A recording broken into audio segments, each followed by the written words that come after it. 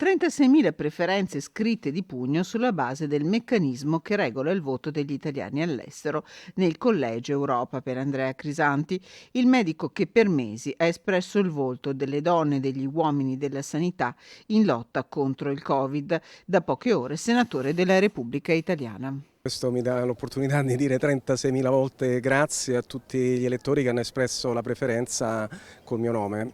Come ha detto lei, il Partito Democratico in Europa è in controtendenza, nella nostra circoscrizione al Senato ha raggiunto il 40%, a Londra in Inghilterra il 48%, quindi questi magari sono dati su cui bisogna riflettere perché sono italiani qui in Italia e sono italiani anche all'estero.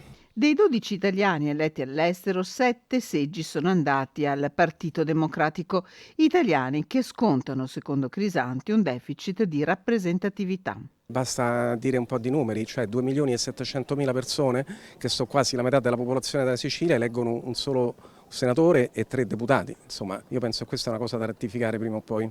Sarà l'impegno politico la priorità per Crisanti. Questa sarà la mia priorità, verificherò tutte quante le incompatibilità e le risolverò come ho sempre fatto d'altronde. Ho l'obbligo morale di impegnarmi per risolvere i problemi degli italiani all'estero che sono molteplici, perché di fatto sono cittadini di serie B per quello che concerne l'accesso ai servizi e sono cittadini di serie B per quello che concerne la rappresentatività, come le ho già detto. Si va all'estero principalmente non per scelta ma per necessità e questa necessità deriva principalmente dalla mancanza di opportunità e dal fatto che la maggior parte delle opportunità che ci sono distribuite in maniera ineguale e accessibile soltanto a una classe di privilegiati.